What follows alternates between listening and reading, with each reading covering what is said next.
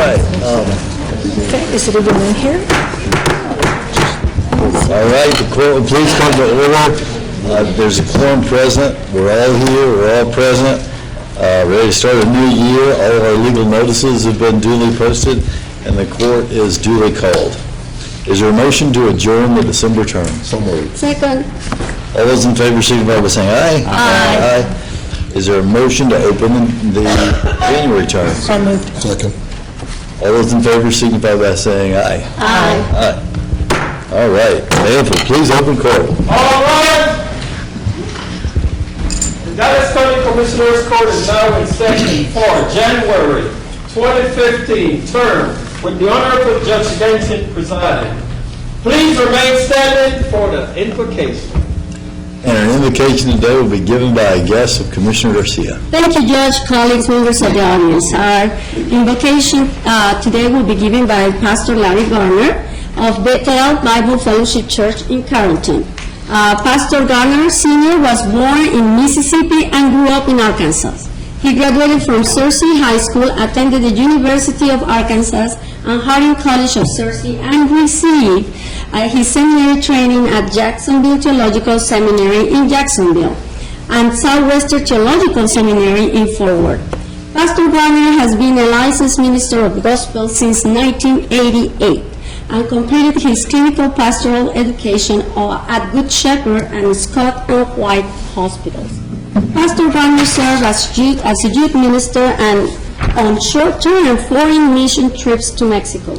He pastored in Palestine, Texas for 8 years before joining a church in the DFW area as director of prison ministry. Pastor Garner served as prison chaplain for 9 years for the Texas Department of Criminal Justice and presently serves as a parolee chaplain. He's married to Linda Patterson and they have 6 children, 4 grandchildren, and 1 on the way. He loves to hunt, fish, read, and spend time with his family. Pastor Garner, thank you so much for being here. Thank you so much for the invite. Shall I Gracious God our Father, once again, it's so awesome to begin another year. We have closed out one and begun another one, and we're so thankful for that, and we recognize it is because of your goodness, it's because of your grace and your mercy. Father, we open a year just like we ended the year in need of you. Father, we need your guidance. We need your wisdom. And we thank you that you even told us that if any of us lack wisdom, all we have to do is ask. And so even for this court, for all of those here, Father, may each one be granted that wisdom that's necessary to do what it is you've called each one to do. We're so grateful for people that have answered the call.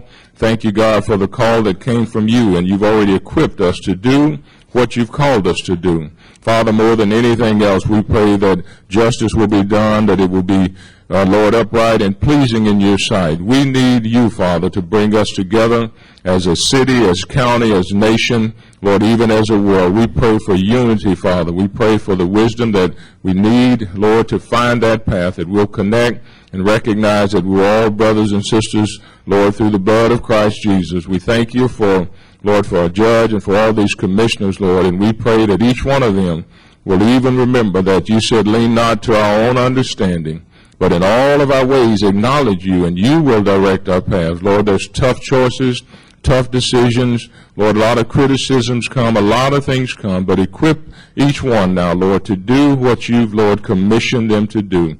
We thank you for all those who are under the sound of my voice, Lord, and that you will bless each one, Lord, to prosper in this year as you, Lord, see fit. Prosper them as their soul prospers, oh God. And we just pray that you'll continue to guide, to direct, to keep us, Father. And we, Lord, would be remiss if we didn't ask you to forgive us wherever we failed you now. For we know that, Lord, we've made some bad choices. We've made some wrong decisions. But you're a loving God. You're a forgiving God. And we thank you that you're long-suffering, Father, and you continue to extend your love to us. Now pour out your Spirit on this place and touch every heart here today, that what we do, Lord, will be pleasing in your sight. And we're careful to give you the thanks, to give you the praise, because we're created to glorify your name. And we thank you for the one, Lord, who came down, who was the perfect one, is the perfect one, the perfect example, the great commissioner, Jesus Christ. We thank you, Lord, and bless you in his name. Amen. Judge, Commissioner Garcia, Pastor, thank you. One of the things that Commissioner Garcia, while she talked about it, thank you for what you continue to do with the reentry program. Pastor Garner and I work frequently with that program. I've had an opportunity to present several times, but over the years, you have been a constant, both on the Dallas side and on the Tarrant County side. And so you're recognized, appreciated for that work. And so I just want to say thank you on behalf of that constituency and that you continue to do more than just being a child. Thank you, Pastor. And with that, I want to recognize Commissioner Price, who has a special resolution for us this morning. Judge, commissioners, this morning we get a chance to do at least one and possibly two resolutions. But first we want to begin and ask Dr. Maddie Malden Taylor to come forward. Is there a copy of this anyplace? Should be. You don't have It's on one? the-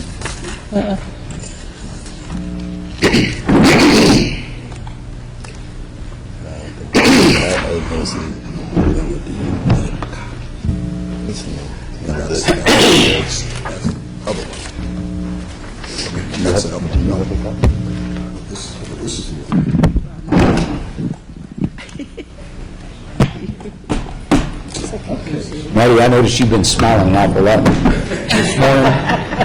Actually, since June. Since June, okay. Been waiting for this. Okay. The copies didn't make it into the book, but as long as it says good stuff about you, Maddie, we know it's all true. Oh, well, thank you, Judge. Let me,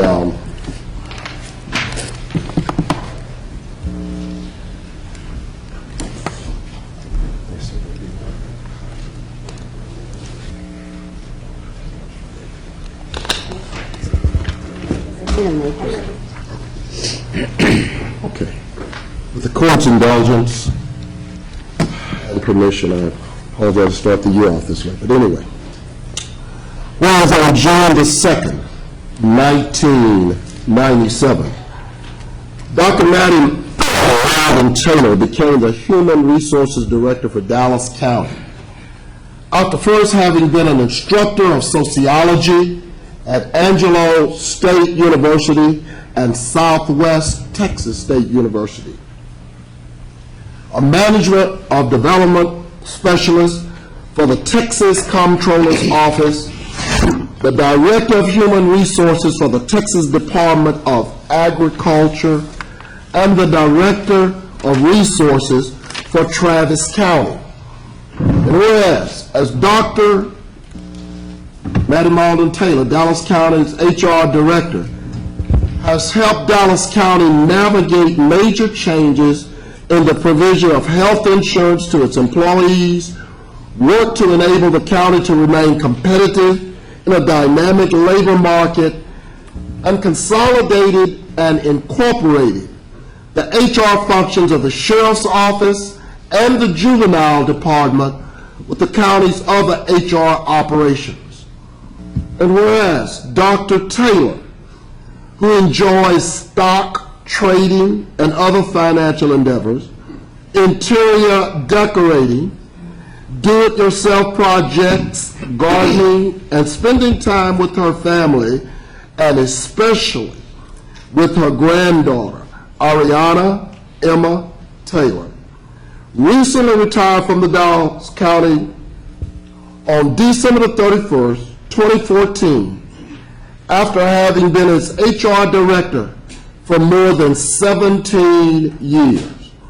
And whereas his tenure makes Dr. Taylor the longest-serving Human Resources Director in Dallas County's 169-year history. Now, therefore, be it resolved that the Dallas County Commissioners Court hereby recognizes and congratulates Dr. Maddie Malden Taylor for the leadership and dedication that she has provided the county and wishes her continued happiness and success in her retirement. And I so move. Second. All those in favor? Commissioner Cantrell. Yeah, I got it. Thank you. Just give it to all of them. that's right. Seniority trumps. All right. All those in favor? Aye. Motion carries unanimously. Mr. Martin? Before Dr. Taylor steps up, this is such a bittersweet moment for me. When I got here 6 years ago, one of the first things Dr. Taylor told me is, I'm not going to be here forever, Darrell. About 2 years ago, she started trying to chase me down to hand me her resignation, her retirement papers, and I just kept trying to avoid her. But about 6 months ago, we sat at breakfast one morning, and she said, Darrell, it's time for me to go. And she has certainly left her legacy here. We certainly appreciate the people that she's brought on to continue the work that she has started in that department. I understand that Dr. Taylor has put her heart into this job for the last 17 years, but after meeting her beautiful sisters, well, I don't know if they've joined us or not, I understand why Maddie wants to retire. They beat her in retirement. They retired about a year or so ago, and they are very, very close. And many of you who know Maddie know she loves her family and speaks so much about them. Well, they beat her to retirement, so the three of them, I think, will spend their days just hanging out and enjoying one another. So with that, I certainly support Maddie, and she and I are very close, and I'm sure I'm going to see a lot more of her, probably even more of her now. So with that, I just wish her the best, and just want to let you know that we love you. Taylor?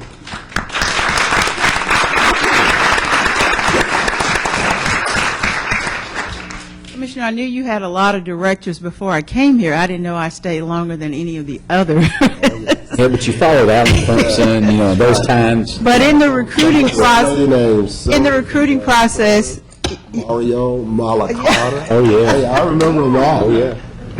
but we'll not put that in the recruiting brochure. In terms of, I want to most of all thank my colleagues who sit at this table.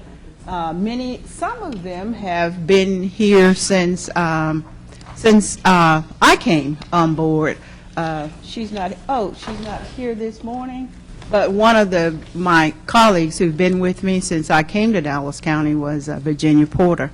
And for the rest of them, I think I've probably had arguments, fallouts, fights with everyone at this table. As a matter of fact, probably most of the people in this room, I've had some interaction with you.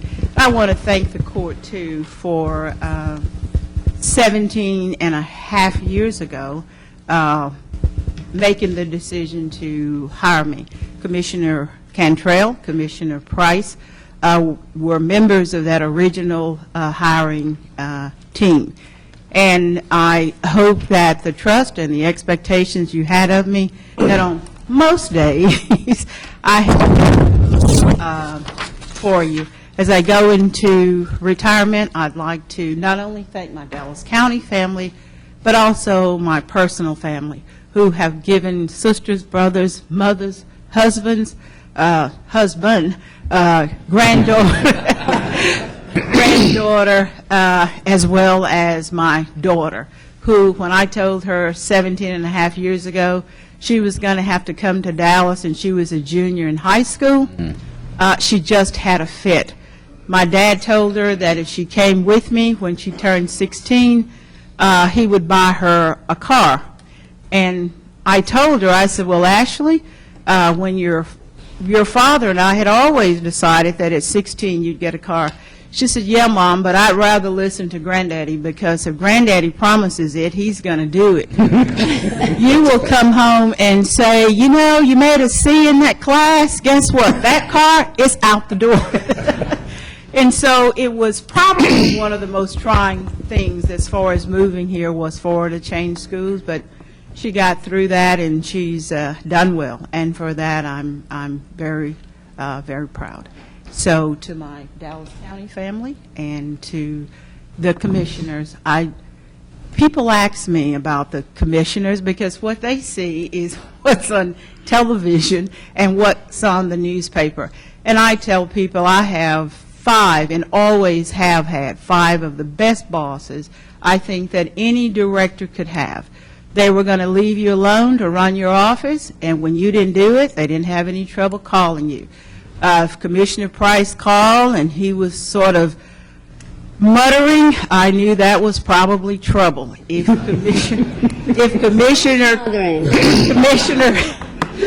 Commissioner Cantrell was talking to me and he said, "Maddie, Jiminy Crickets," I knew it was bad. I knew it was bad. And so, but to all of you, and I want to especially thank my staff. Armit has been with me since I came on board, and Lord knows have we had some falling outs over there. But he's always been there for me, always worked with me. Whenever there was an issue, he was always there with me. And so for Armit, I have Yolanda, Helen. Some of them were here when I came on board 17 and a half years ago. Like I said, I don't know if they stayed because the job market was bad or it's because they actually love working for Dallas County. I like to think the latter. But my staff is behind me. They are the ones who have made a lot of the things happen for me. I scream, they say what, and they take care of it. And so I leave knowing that the office is in good hands. And also Stephanie. Stephanie joined me about 18 months ago, and she's, don't hold this against her, but she is a lawyer. But she Don't has try not to. done a fabulous job, and I want to just thank her. She always say, "You could have stayed a little longer. I needed just a little bit more." And I said, "Listen, call me on the telephone. I'll talk to you." But she's done a fabulous job. And I have some other bosses who beside Darrell, as you know, in addition to the court, I have Dr. Terry Smith from the Juvenile Department. She thinks I work for her too. And I don't see the sheriff and Chief Flores. Yeah, Chiefs, yeah, there's Sheriff. Chief Flores, now he knows he's my boss. He calls anytime with anything, and his expectation is I am to say, I will take care of it. And so for the new director who's coming on board, they'll have to keep that in mind. Dr. Smith thinks she's their boss, and Chief Flores knows he is. And so with that, I'd like to thank everyone, especially the staff.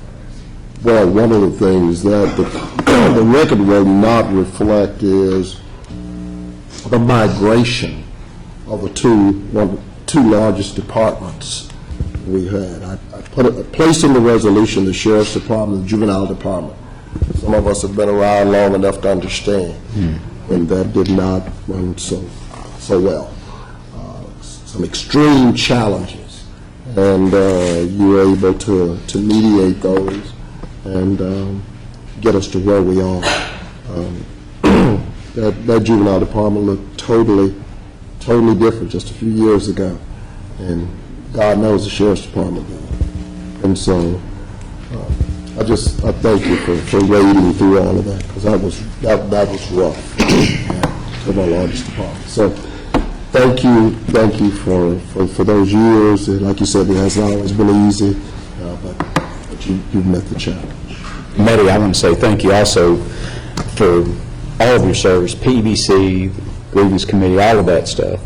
But the thing I thank you most for is that you took a position and you stood with that position, no matter what. And you faced a lot of heat from some of us and also from a lot of the people, other elected officials and department heads. But you did the right thing. You know, if there was an exception to be made, it should have come to us, but you did the right thing. And so I just want to say thank you. Job well done. Thank you. I also want to say, Maddie, that one of the things that I'm going to miss the most about you is the fact that you can say no That's right. very easily and send us to jump the lake when we need to jump the lake. And that's always, something that I respect, that you stood by your principles, you stood by what you believe was the right thing. And, well, thank you for being with us. I didn't know 17 and a half years. And you still didn't beat Commissioner Price. But with that, I know that you're really looking forward to being with your family. Thank you for all your work for all of us, and of course, PEBC. Stay in touch. Will do. It'll take you like a year to get over reading about Dallas County. HR is always one of those items in the larger world, too, that has an incredible impact on so many people's lives. And your perspective and being able to see how Dallas County fits into the larger picture, I think has really placed this organization in a very, very good position, keeping astride of changes going on in the American social environment, and keeping Dallas County up there. And obviously, as we're also want to say, we are not done yet. Dallas County isn't done yet, and obviously you're not done yet either. So I look forward to seeing what other projects you end up getting involved in. And I'm also glad to know that you're a phone call away if we should ever need it too. And thanks to all the staff who have always been most responsive, because it is all of us working together in these kinds of things that make a huge difference. So I really appreciate the way you do business, the way you do stick to your guns, and guide Dallas County into better ways. So good luck. Thank you. You know I love you.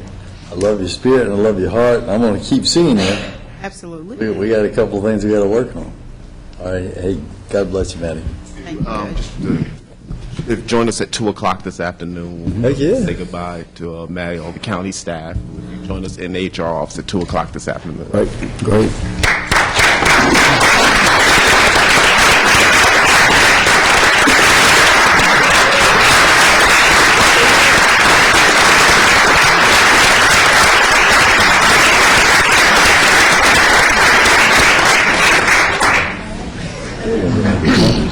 Later, or pass it? I know she's gonna be, we're gonna pass it. She's not here. Judge, if I can have one more point of privilege, couple of things. First of all, and I know you and the court get around to this, but we are joined today by three new elected officials. Yeah. The county treasurer, Ms. Pauline Medrano, is here. Stand up, Ms. Medrano. Secondly, we're joined by the new county auditor, Mr. Darrell Thomas. And then third, we're joined by Ms. Felicia Petrie, who is the new district clerk. So And also Constable Ward. it's called Nichols here? Nicholson. Nicholson. Right, Nichols is here. Okay, wow, good to see you. Is there another? Congratulations to all of you. Okay.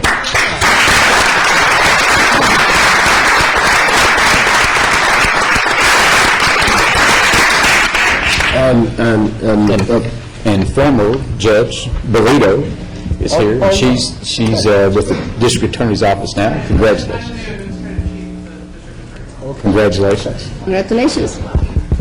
Okay, and the next resolution, I understand Janet didn't work her magic, but we just can't, that's okay. That's my fault as well, Janet. But we're gonna hold, we tried. Yeah, next week? I'm gonna hold it to next week. I'll hold it to next week. Got it. Well, Judge, if I can have a point of privilege as well. Today I have with me Mr. Willie O'Brien. Mr. O'Brien, could you please stand up? He's 19 years old and he's a student at Mountain View Community College, member of the pre-law delegation. He's currently doing an internship and began, campaigning for education reform and to reduce higher education costs for students. So, with that, Mr. O'Brien, welcome to District 4. We look forward to continue working with you. Thank you.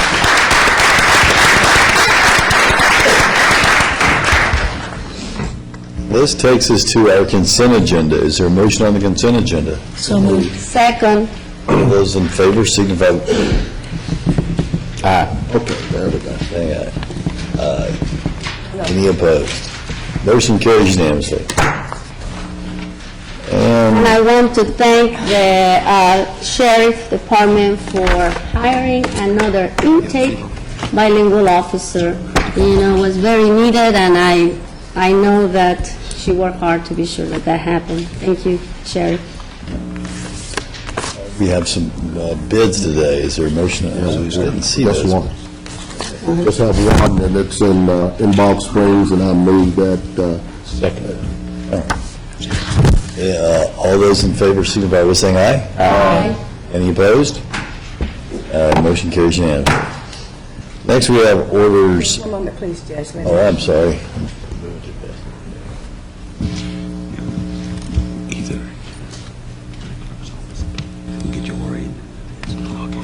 What's that? Hey, everyone vote.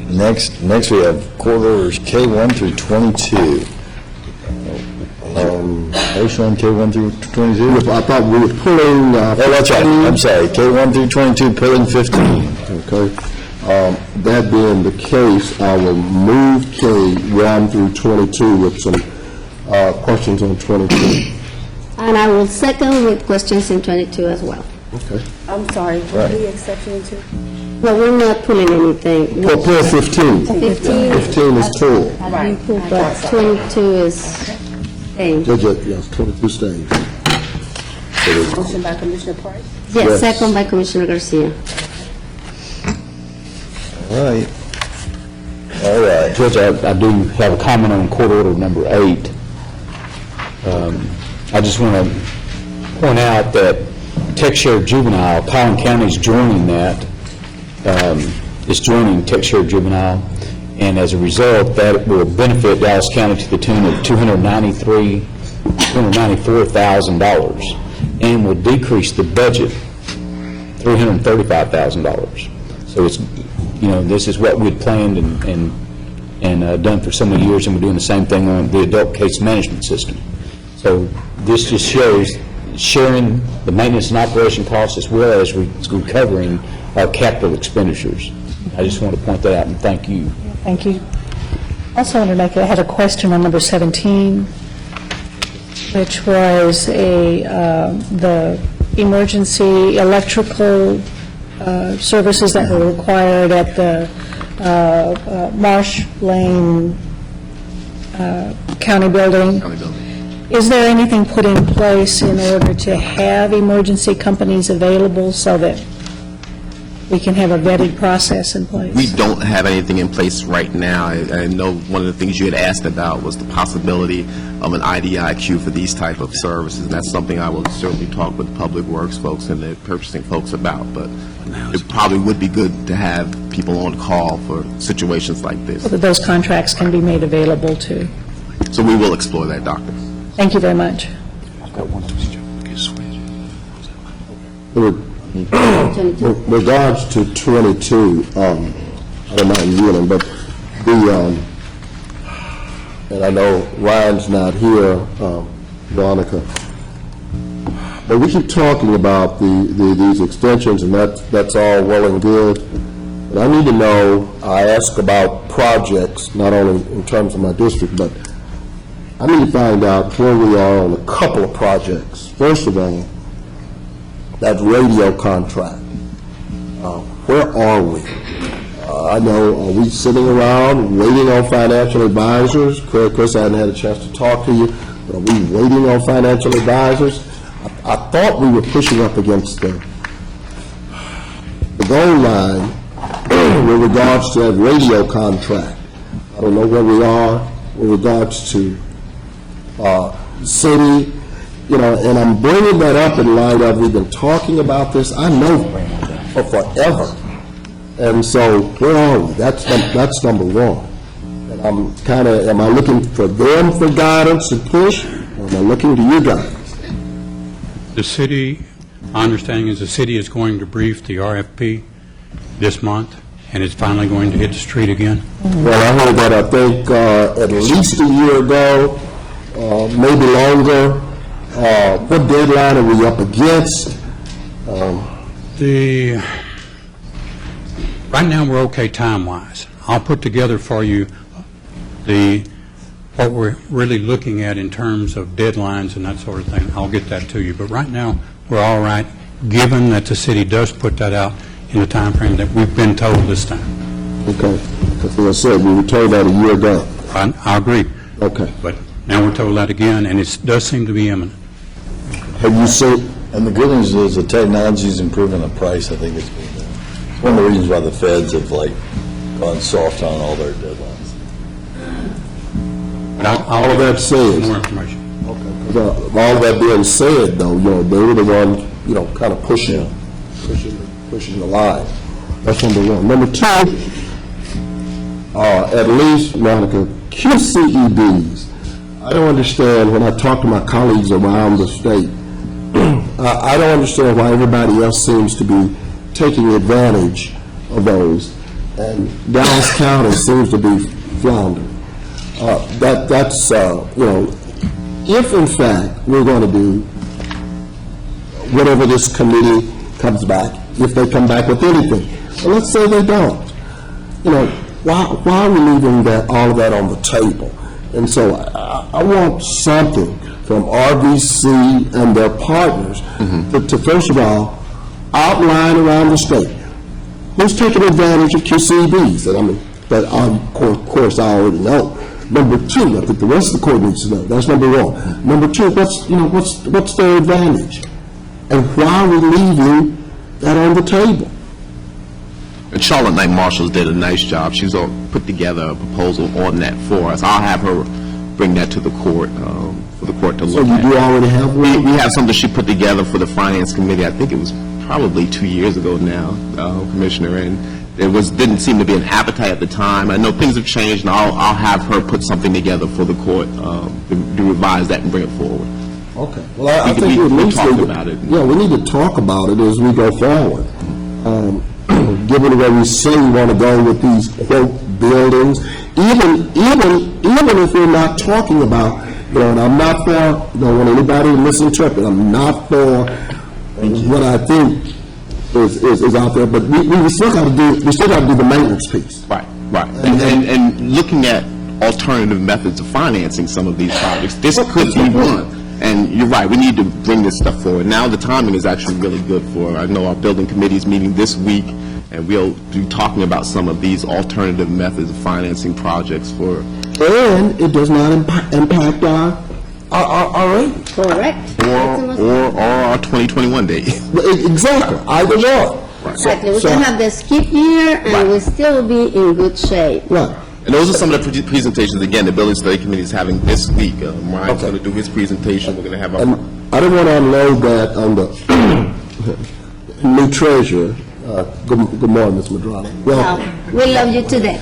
but I do want to understand that's high on the priority list. Right. In light of, we got a committee over here working.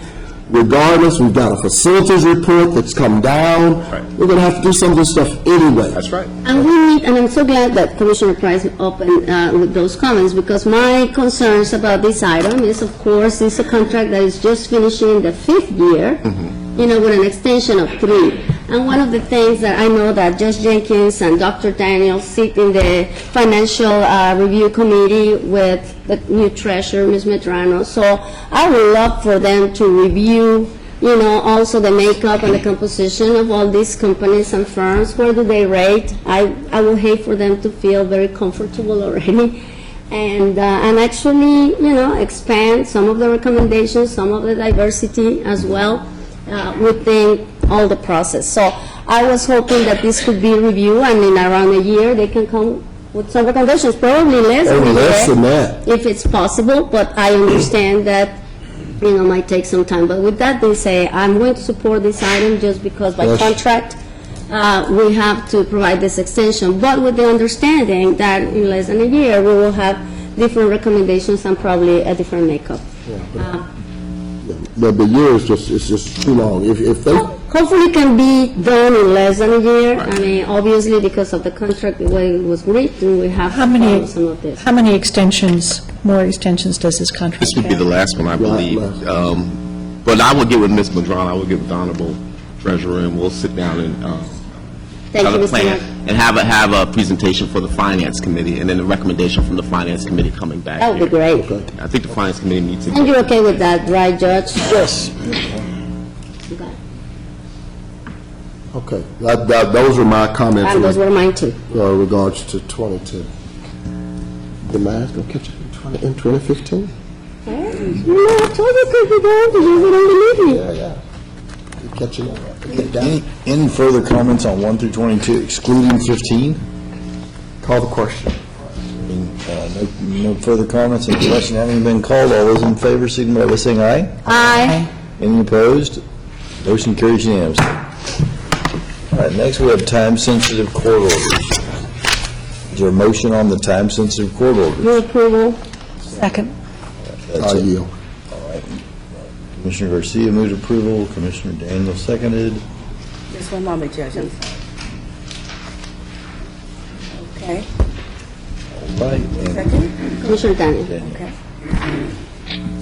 any discussion on the time-sensitive court orders? Hearing none, all those in favor, signify by saying aye. Aye. Any opposed? Motion carries unanimously. Next, we have our briefing agenda. Mr. Martin, will you take us through our briefing? Morning, Judge, Commissioners. Our first item, the DCHHS flu update. There's no update at this time. Mr. Thompson will keep us monitored and will let us know for next week. Item 2, Commissioner Price has asked that we hold this medical modification staffing. He's got a couple more questions he needs to talk with the sheriff and with budget about, so we'll bring that back at a later date. Item 3, recommends approval. We're not running up against any timelines in regards to that. I've asked Bonner to just go ahead with the hiring, because we know we're going to need at least 48 additional staff. So he's moving forward with the hiring. I had told him that a couple of weeks ago, so we'll make sure that that I just want to make continues. sure that was on the record, Right. because there's some other, so, okay, that's fine. Item 3, recommends approval of the Urban Land Bank Demonstration Program contract. Item 4, recommends approval of modification number 2 to the current co-location services agreement between Parkland and the dental health programs. Item 5, recommends converting one full-time clerk 2 position into a part-time court coordinator position and refer to Human Resources Civil Service for proper classification. I know Judge Mays is here for that, and we thank her for being in attendance. Don't have any problem with it, though.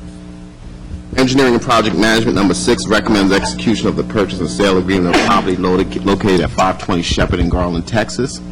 Item 7, IT, per IT Executive Governance Committee unanimous endorsement of the request at the monthly meeting of December 16, 2014, Office of IT recommends Commissioners Court approval of the noted additional positions for fiscal year 14-15 using funding as budgeted in the Major Technology Fund. The Budget Office has reviewed this and approved the funding is there for these. I don't know if Dr. Daniel or Because I had verified that, in fact, the funds were available, so. And it's in line with the presentation that you have at the end that goes with the study that we have for IT, right, Mr. Bertram? These are actually new additional positions versus salary items. Yes, ma'am, but this is in line with what was, the court actually approved the actual funding, actually the beginning of fiscal 14-15, but then the governance committee actually reviewed it, and then basically this is what they endorsed to move forward with. Thank you. Thank you, Mr. Moore. I know Ryan's not here, but we've done a tax swap for staff through our Major Technology Fund tax increment. So we need to I'm assuming it's going to be paid for out of MTF funds for this year, but ongoing basis, is he going to allocate an additional increment to cover that?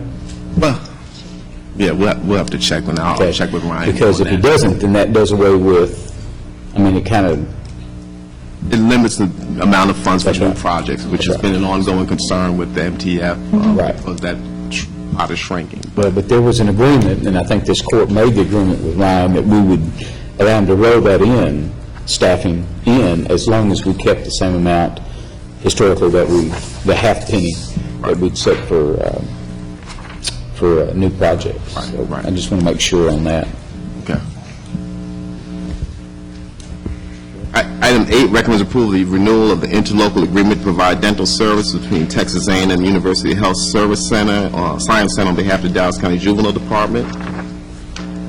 Item 9 recommends county's abatement policy be revised so the definition for strategic investment projects now includes hotels, home improvement centers, movie theaters, and grocery stores in targeted areas, and so that the policy also requires a 10% of newly constructed housing that is built in strategic areas with the county abatement assistance to be affordable. And Mr. Lossberg, Questions on this one? Yeah, I got a lot of I think he's ready for you.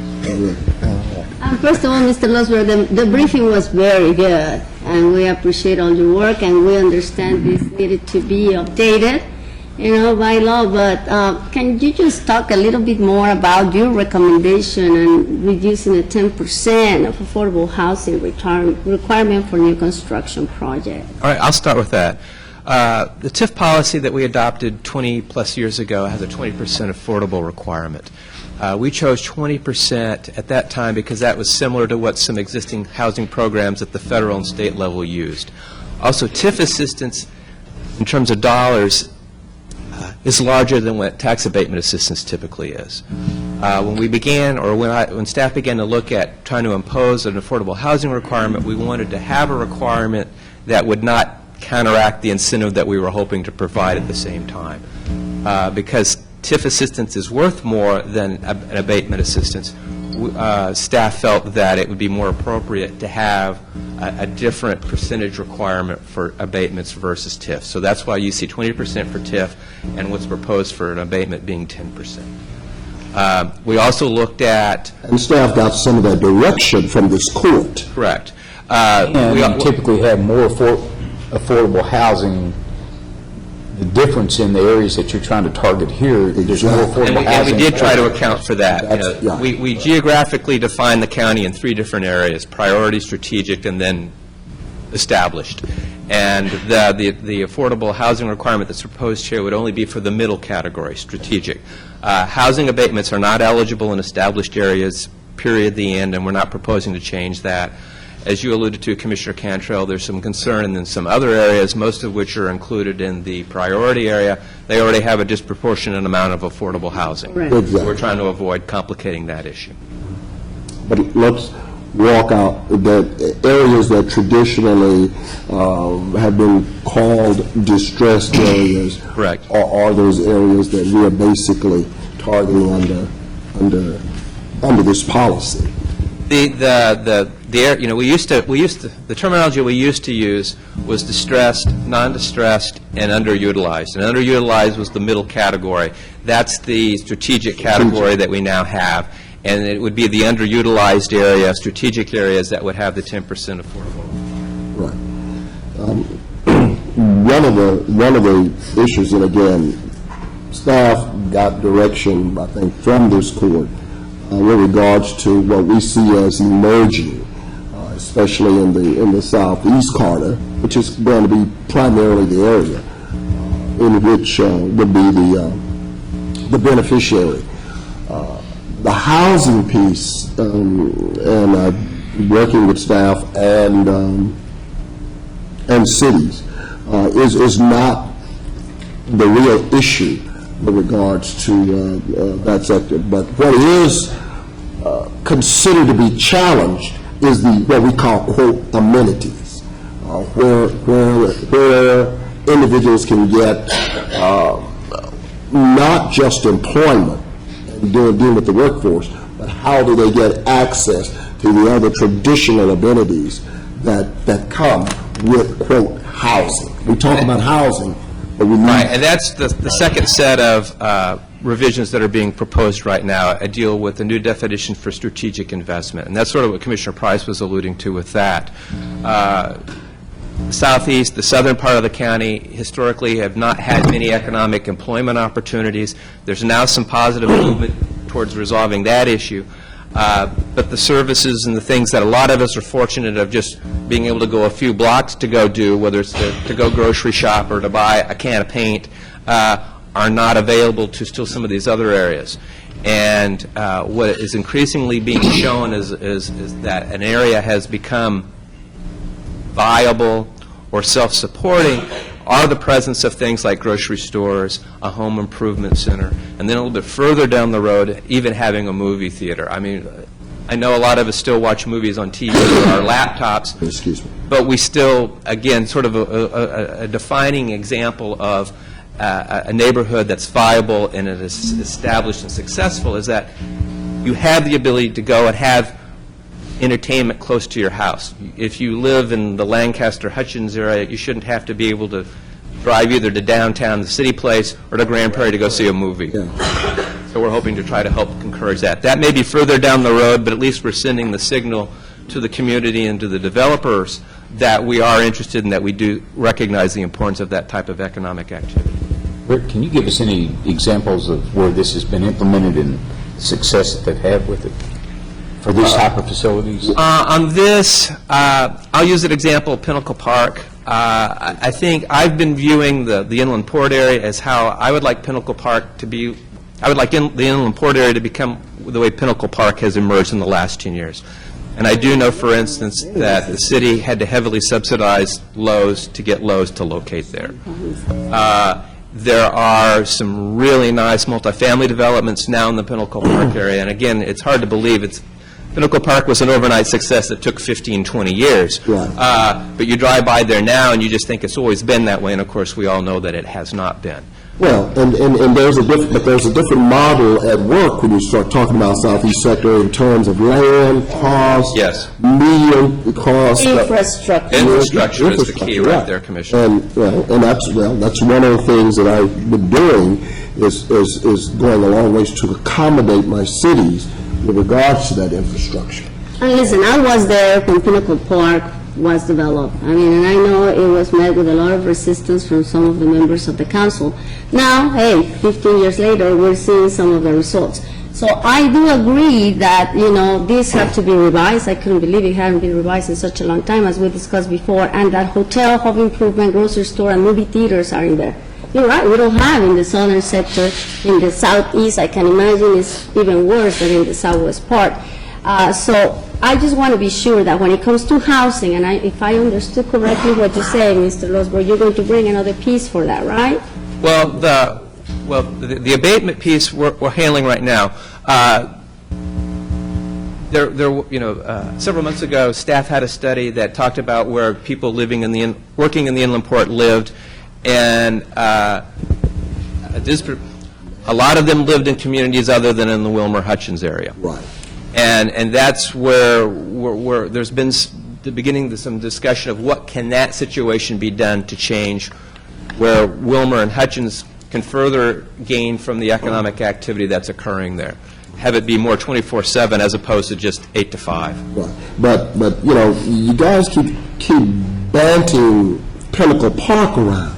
The city Heavily subsidized that. heavily subsidized. Oh, yeah, but they're still doing it. And they still do. That's exactly right. Still doing that, and we're still putting some of the Then let's ask- connections then with let's ask the Alberta up to Pinnacle Park.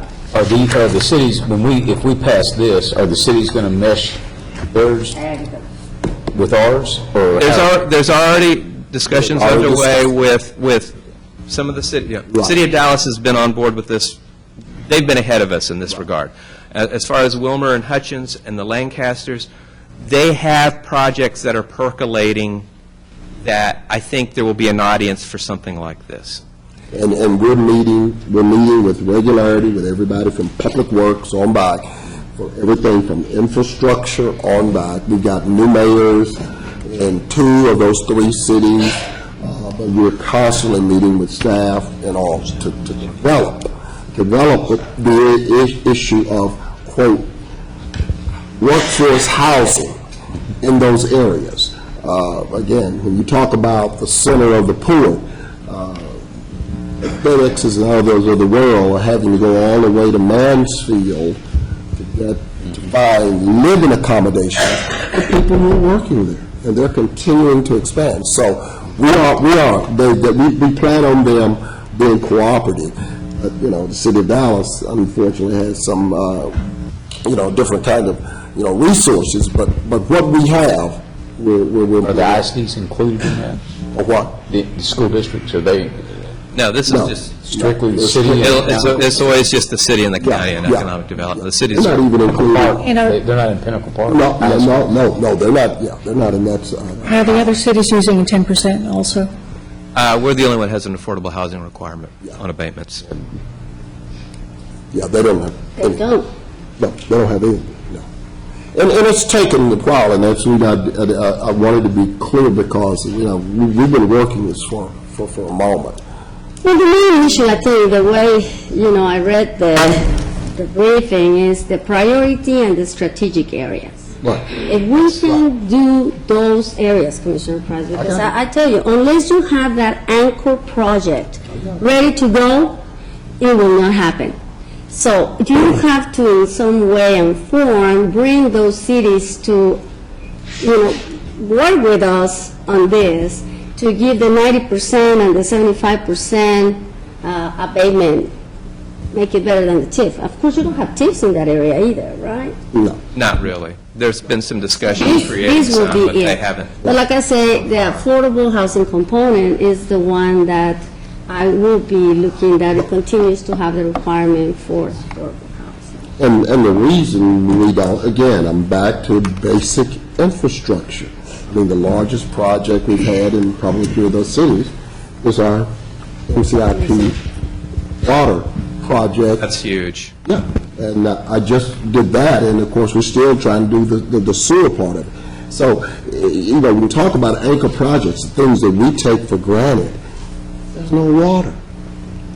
There is no water, basically. So, again, we're in the right direction. I appreciate the court's support, but I appreciate staff. Well, and staff's going to, I guess, monitor that 10% affordable housing to make sure that... What we'll do is, what we'll do like we do on the employment side, every January, a firm will have to certify to us that they'll give us basically a rent schedule for how many bedroom, how many units they have and how many are affordable.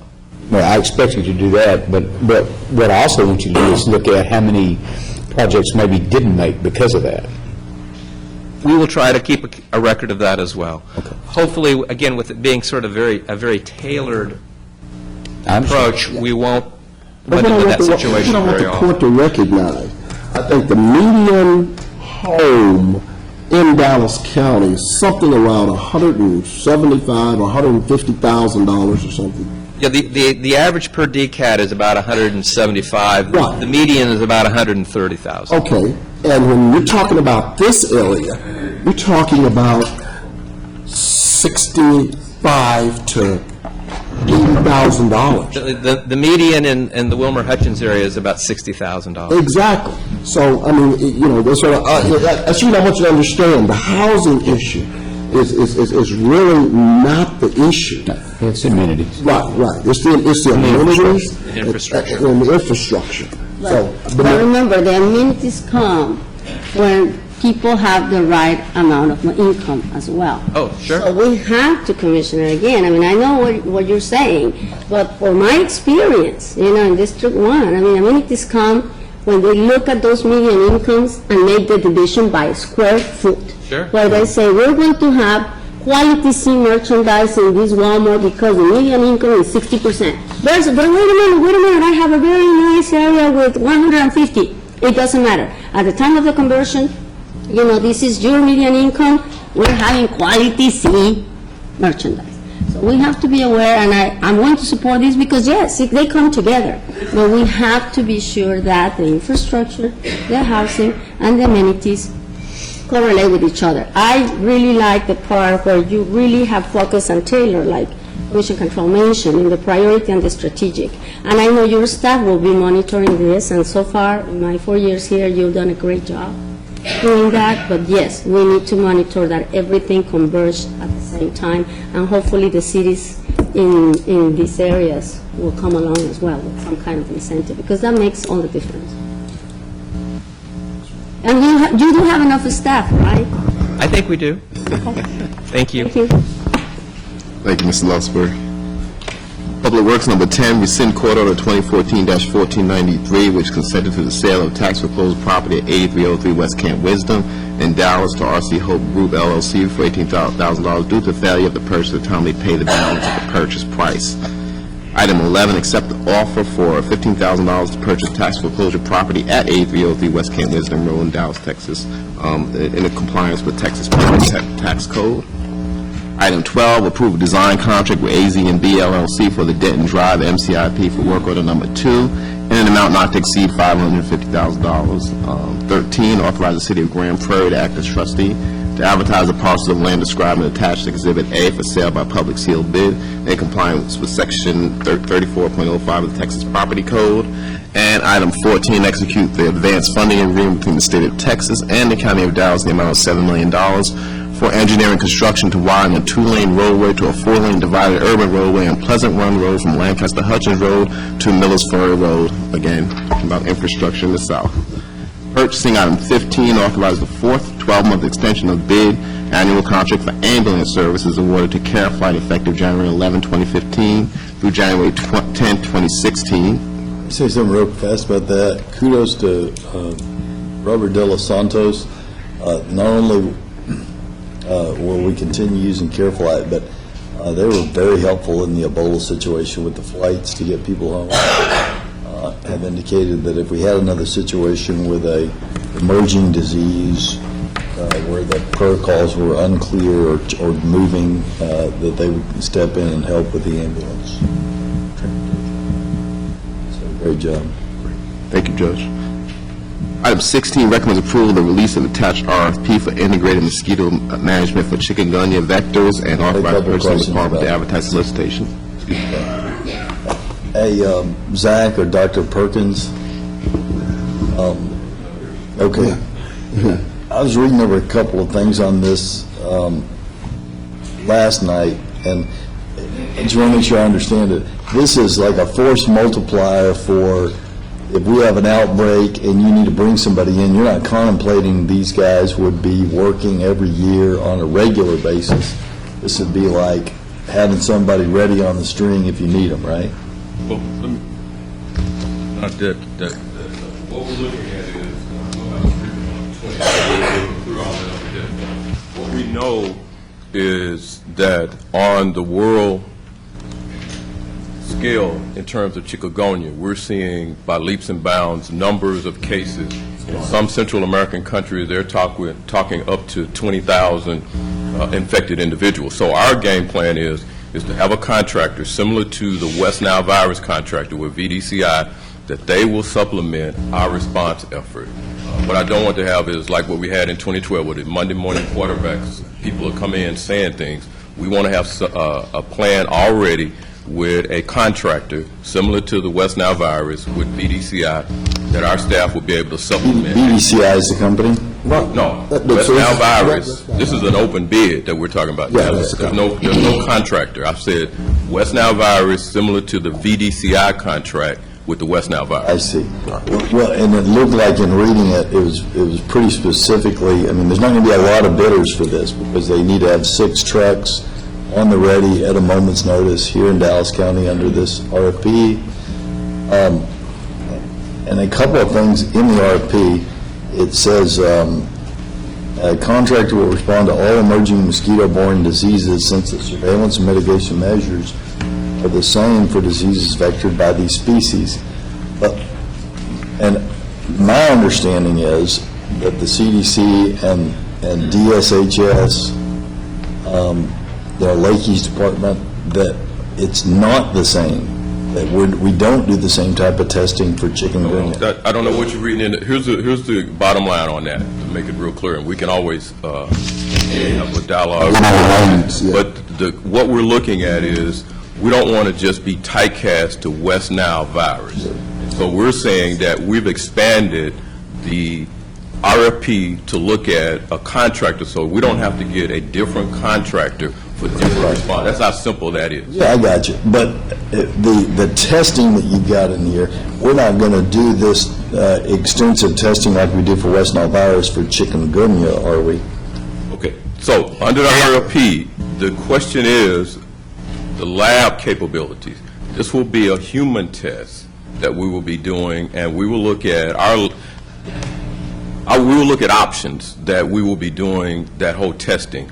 But in terms of collecting and detection, we want to have one contractor in place that can look at all vector-borne illnesses. That's how we're trying to simplify the RFP. But in doing this, we're not nailing down what the extent of the testing that they would be doing. We're just finding the best person to help us in these situations, whether it be dengue fever. Right, exactly. Gotcha. That's how clear that is. It doesn't do us a good service to keep bringing back West Nile virus only. We have to look at emerging diseases. Right. And on the 20th, we'll talk about chikungunya. We've been giving you updates on 7 imported cases to date, but here's what we don't want to happen is that we don't want to be in the midst of a response activity and we need to talk about having additional contractors. We're using the foresight to bring them in, but that's fine. We can call CDC or anybody. At the end of the day, that's fine. We saw what happened with Ebola. Our point is we will work with any entity going forward. But the contractor is a key point in our response activity. I want to thank Dallas County Purchasing Department for working with us on the RFP, and we think we'll have one good bidder who will be able to work with us through that process. And we'll fall on this testing. There's a lot about testing here, and I realize since we're talking about a variety of different diseases, we're not tying down to what type of testing. But when we hire somebody and spend the taxpayers' money on the testing, But we keep saying testing. I want to be clear on that. And so I heard about taxpayers' money. On chikungunya, we will examine before we execute a contract with the contractor. Let the department deal with that, because we're talking about human testing is our key point. So if you read into that, we're looking at all vector-borne illnesses that we're going to be dealing with. Some will be human tests, and that's what we're working on right now. and some will be mosquito, and we'll... On the chikungunya is the question, on the chikungunya, that's what we're looking at. But we won't be necessarily following what's in the checklist of this for every disease. We'll be following the peer-reviewed articles and the state... Always, that goes without saying. Okay. That's great. automatic. Super. That's been done since day one. Thank you. Item 17, recommends approval of the attached RFP for non-residential sex offender treatment services for Dallas County Community Supervision and Corrections Department. Item 18, recognize and authorize the attached list of representative animals to be sold and authorize all county documents to reflect accordingly for the online animal Got a auction. really good horse in there. Really good horse in there. And What a horse. two twin donkeys. Yeah, I wanted a Twin donkey. donkeys. That was fantastically. I'm going to reserve comment. All right, I'll move on. We don't have an elephant. No National elephant, Country. just donkeys. Just donkeys. And I'm going to reserve comments. Item 19, approve the attached RFP, design build service for the new automotive repair and maintenance service center, authorize purchasing department to advertise solicitation in accordance with Texas Local Government Code. I have a question about this. Yes, ma'am. Status on the search for property for this? Yes, this is a fallback we're having just in case something does not occur with the current location that we are looking at, which I don't want to disclose publicly because we're currently in negotiation. But should that fall through, we want to be able to quickly fall on something. So we're also looking for a property without a building on it to... That's right. And just the observation, too, I know that everyone is aware that all of the vehicle maintenance is now at Road and Bridge 1 with the sale of the Joe Field property. That's right. We have one location right now. Pretty much taken over Road and Bridge 1 at this point. Item 20, Sheriff, recommends the court approve the law enforcement step plan adjustment. The county judge be authorized to sign related documents. I think you guys have seen the briefing on that. $100,000 cost on that, but I think it's probably will equalize everyone in the Sheriff's Department for the law enforcement step plan at this point. I know Everyone who is eligible. everyone who is eligible, correct, and that That's the key. right. Yeah, that Because they're we did not, get some requests lately that were not eligible. That's correct. And Mr. Thomas has worked closely with Mr. Brown, and they've come up with, I think this is a good plan, that you're right. I agree. Solve the problem for everyone who is eligible to receive that increase. Okay. Right. Judge, if there are no questions on miscellaneous or information, that concludes your briefing agenda. You do have 5 speakers listed today. All right, and will the bailiff please read the rules of decorum for our public speakers? All Commissioners Court attendees are hereby advised that this meeting is conducted in accordance with the Dallas County Code, Section 74-701. Visitors and registered speakers are to preserve order and decorum at all times. personal, profane, or slanderous remarks are not appropriate and will not be allowed at any time during this public meeting. Any and all clauses of speech and brief in observance of time constraint. Disruptive visitors and/or registered speakers may be removed or are subject to the penalties provided in the state of Texas Penal Code 38.13, 42.01, and 42.05. Registered individual speakers are limited to a maximum of 3 minutes, and the maximum discussion of any one topic is limited to 30 minutes.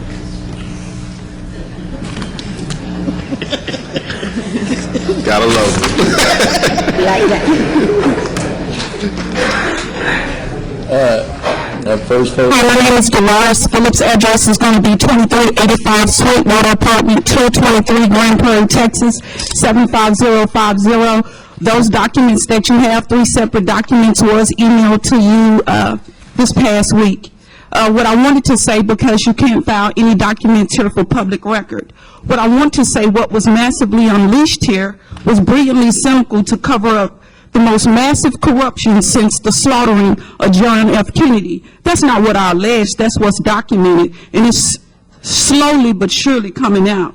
Also, what I wanted to say was, for public record, is that if right now, for any skit, any movie, any play, I could ask for any amounts of money that I wanted to, with the exception that I had to do any kind of bisexual, LGBT, queer act as small as kissing another female on the cheek, it would not happen. The reason I say that is because you don't know what you unleash while you try to continue covering up your corruption. What was unleashed here is massive underground perversion. So to try to make me or silence me to be quiet about this massive corruption, they unleash what you call this oneness, where it requires same-sex opening up, and then you become one and everything will go away. I don't indulge in females. That's not my purpose here on this earth.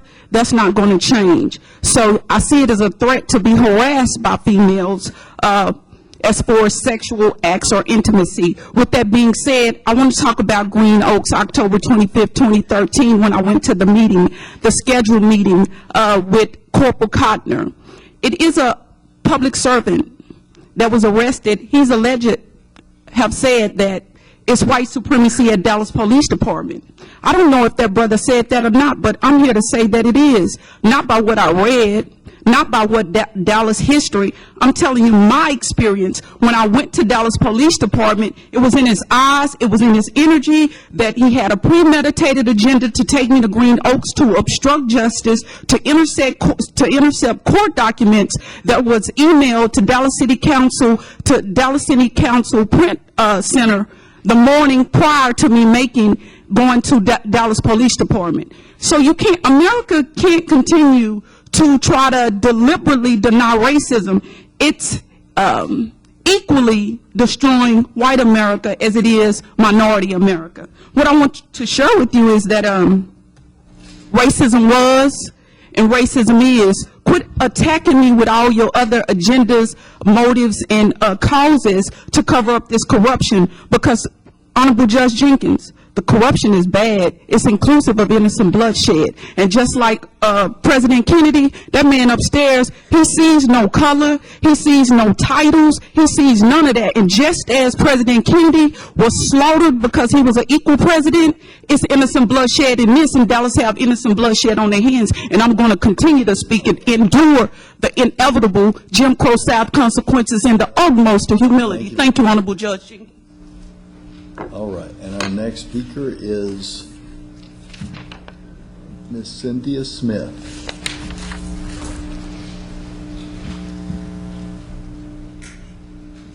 Ms. Cynthia Smith, Ms. Cynthia Smith. And our next speaker is Mr. Richard Sheridan.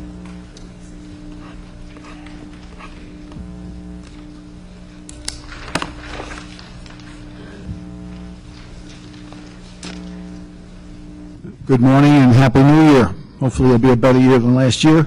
Richard Sheridan, 11301 Dennis Road, Dallas, Texas. here to speak about racism and our unjust criminal justice system. Subtitle, Racism is about money, power, and control, with our police as pawns. There's a new book out entitled The Divide, American Injustice in the Age of the Wealth Gap. It states that the vast majority of white-collar criminals have avoided prison, while an unequal justice system imprisons the poor and people of color on a massive scale. This has become particularly blatant since the Wall Street collapse in 2008 and the recent innocent findings for a number of police officers involved in shooting or killing unarmed black men. The former situation resulted in a national outcry from Occupy Wall Streeters, and the latter has risen up tens of thousands of protesters across our nation with no end in sight.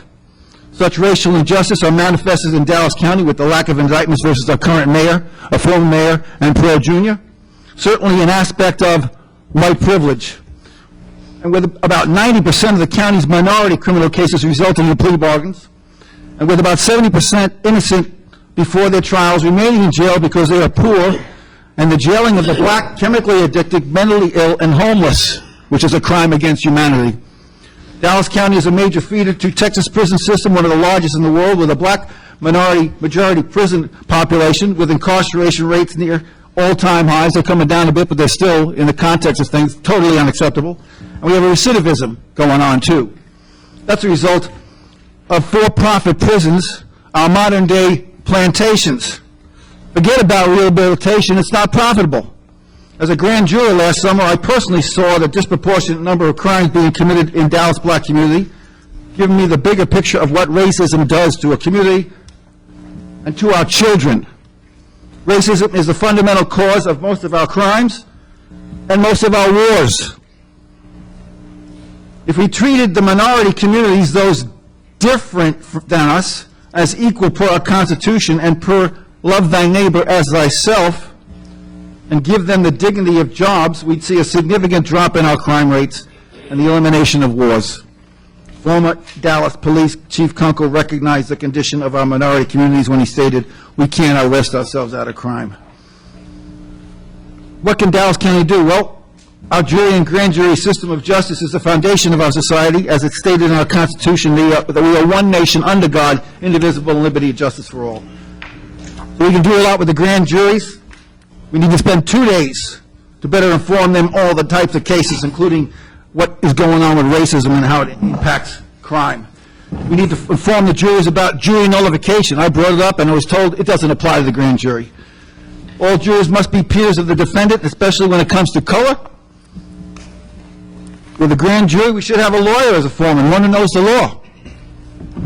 And let's give them a raise from $6 to $50 a day, or $40 a day in that range, and the grand jurors from $40 to $100 a day. And lastly, convene a grand jury to consider indictments versus Mayor Rawlins, Leppert, and Ross Perot Jr. Thank you very much. Thank you. Our next speaker is Mr. William Hopkins. Mr. William Hopkins, Mr. William Hopkins.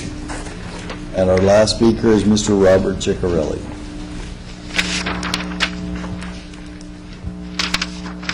I saw your picture in the paper last week. Good morning, everybody. Thank you, sir. Reason why I came here is not because of that. I just want to continue to make sure to carry on what you saw last week. This is directed to Mr. Jenkins and the rest of the county commissioners. First, I talked about opening up those buildings for the homeless people, sir. What I'm really bothered about is when you didn't say anything to me about this, but you jump over heels to help out the immigrant children in 30 days to get them housing in those 4 buildings. Also with the Ebola, so your intention might be great of what you're doing, but when you didn't say anything to me about the homeless, which is dire need of housing, so that leaves a lot of question marks of what your intention is. Is it genuine, or are you just here for political purposes only? I'm really serious about this, and everybody else, please listen up. I would hope that you have a discussion after I finish this, because it really bothered me and perturbed that you don't answer what I spent all this time about. Sir, homelessness is a crippling disease. I've experienced it. The last 2 articles in the paper has really killed me. Not killed me, but it really put me down shelters are despicable. I've asked you not to drop a dime into the bridge, but you have. The bridge is a manifestation of people going there and just to hang out, and all the bags are there and nothing's being done about this. Sir, permanent supportive housing takes 1 year to 2 years to get. To live at the shelter, you need to get that under HUD. But you have to take your bags every night in the shelter and know where to go throughout the day. You got to do that for at least a year. Sir, Mr. Jenkins, please listen up. It's very, very hard. A lot of people drop out to get housing. What I'm trying to say, sir, is that if you open up those buildings, that would be called temporary supportive housing. It would be a buffer between the shelters and permanent supportive housing. That would help out the homeless get housing. Like the county program, you have the Salvation Army. I would hope, like Mr. Derek Wheeler, he was my caseworker, if you get stats about that, about either to get housing or to get a check, what your success rate is. It's very, very high because they have stability of housing. Sir, I'm asking you, the crisis intervention, the mayor, Mike Fianza, myself, Richard Sheridan, and Derek Wheeler, to study this to see what can be done. Right now, as you saw last week, I had to manipulate the social service system. I don't like it, but I'm trying to stay out of the shelters. I'm trying to stay alive. And right now, I'm suffering, but I'm just saying to you, sir, is I would really hope that you would help the homeless to try to get this solved, because right now you're doing this, it looks like for political purpose, and homeless does not get your vote. I wish you would have a discussion about this right now and see what can be done. Thank you very much. Have a good day. All right, and that is the conclusion of our public speakers. So we will now adjourn momentarily for closed session to discuss matters deemed fit for closed session by Chapter 551 of the Government Code. Anything necessary to be voted on will be voted on in the subsequent open session.